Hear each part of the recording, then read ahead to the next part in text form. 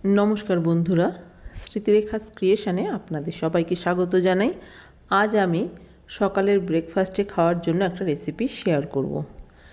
রুটি তরকারি লুচি পরোটা ভাত রোজ রোজ কিন্তু এসব খেতে ভালো লাগে না, তাই মাঝে মধ্যে মুখের স্বাদ বদলানোর জন্য একটু অন্যরকম রান্না করে খেলে বেশ ভালো লাগে। ঘরোয়া উপকরণ দিয়েই কিন্তু বিভিন্ন রকম রান্না করে নেওয়া যেতে পারে। আজ আমি আপনাদের সাথে ওটসের পিৎজার রেসিপি শেয়ার করব। তার জন্য দেখুন একটা বাটি নিয়েছি, বাটির মধ্যে আমি নিয়ে নিচ্ছি ওটস। আমি এখানে একজনের জন্য বানাচ্ছি। দিয়ে দিলাম 3 চামচ ওটস। এবার এর মধ্যে দিয়ে দিচ্ছি ডিম।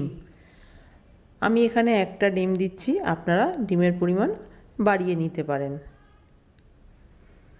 দিয়ে দিচ্ছি সামান্য একটু লবণ বা স্বাদ অনুযায়ী লবণ। এবার ডিমটা ওটসের সাথে ভালো করে মিশিয়ে নেব। দেখুন মিশিয়ে নিয়েছি, কিন্তু একদম শুকনো হয়ে গেছে, তাই আমি একটু জল দিচ্ছি। তবে আমি এখানে 1 চামচ মতো জল ব্যবহার করছি, আপনারা কিন্তু জলের পরিবর্তে দুধও দিতে পারেন। খুব বেশি জল দেওয়ার প্রয়োজন নেই, আর যদি ডিম বেশি দিয়ে থাকেন তাহলে তার অসুবিধাই হবে না, কিছুই দিতে হবে না। এবার 5 মিনিট এইভাবেই রেখে দেব। 5 মিনিট হয়ে গেছে। এবার আমি রান্নাটা করব। তার জন্য গ্যাসে একটা প্যান বসিয়ে গরম করে দিয়ে দিলাম প্যানের মধ্যে বেশ কিছুটা সাদা তেল। আপনারা চাইলে কিন্তু বাটার দিয়েও করতে পারেন। তেল গরম হয়ে গেছে। এবার এই গরম তেলের মধ্যে ওটস আর ডিমের মিশ্রণটা ঢেলে দিলাম। এই সময় আমি গ্যাসের ফ্লেমটা একদম লোতে রেখেছি।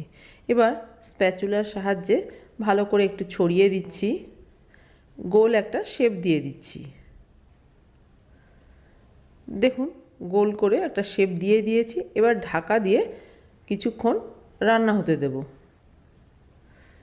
দেখুন ঢাকা দিয়ে বেশ কিছুক্ষণ রান্না করে নিয়েছি। এবার উল্টে দেব। এবার উপর থেকে দিয়ে দিচ্ছি পিৎজা সস। আপনারা এখানে টমেটো সসও ব্যবহার করতে পারেন। ভালো করে মাখিয়ে দিচ্ছি। দেখুন সসটা খুব ভালো করে মাখিয়ে দিয়েছি। এবার এর ওপর থেকে কিছু সবজি দিচ্ছি, আপনারা আপনাদের পছন্দ মতো দেবেন। আমার কাছে যা কিছু ছিল আমি সেগুলো দিয়েই ওপরটা একটু সাজিয়ে নিচ্ছি। দিয়ে দিলাম বেবি কর্ন, আর দিয়ে দিচ্ছি ক্যাপসিকাম, দিয়ে দিচ্ছি কিউব করে কেটে রাখা পেঁয়াজ। এখানে আপনারা সুইট কর্ন দিতে পারেন, পনির দিতে পারেন, গাজর দিতে পারেন, চিকেনের টুকরো দিতে পারেন, অনেক কিছুই কিন্তু দেওয়া যেতে পারে। দেখুন দিয়ে সব কিছু দিয়ে সাজিয়ে দিয়েছি। এবার উপর থেকে গ্রেট করা চিজ দিয়ে দিচ্ছি। চিজের পরিমাণটা কিন্তু আপনারা আপনাদের ইচ্ছে মতো বাড়িয়ে কমিয়ে নিতে পারেন। যত বেশি চিজ দেবেন তত বেশি টেস্টি হবে। এবার দিয়ে দেব চিলি ফ্লেক্স। আপনারা গোলমরিচ গুঁড়োও উপর থেকে ছড়িয়ে দিতে পারেন যদি চিলি ফ্লেক্স হাতের কাছে না থাকে।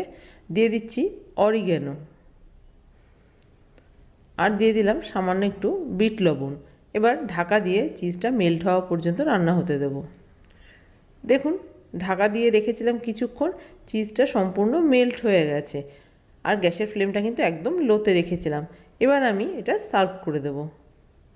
তৈরি হয়ে গেছে আমার আজকের রেসিপি ওটসের পিৎজা। এবার আমি কেটে আপনাদের একটু দেখিয়ে দেব ভেতর থেকেও কত সুন্দরভাবে তৈরি হয়ে গেছে। খুব সহজ বানানো, খেতেও কিন্তু বেশ ভালো লাগে।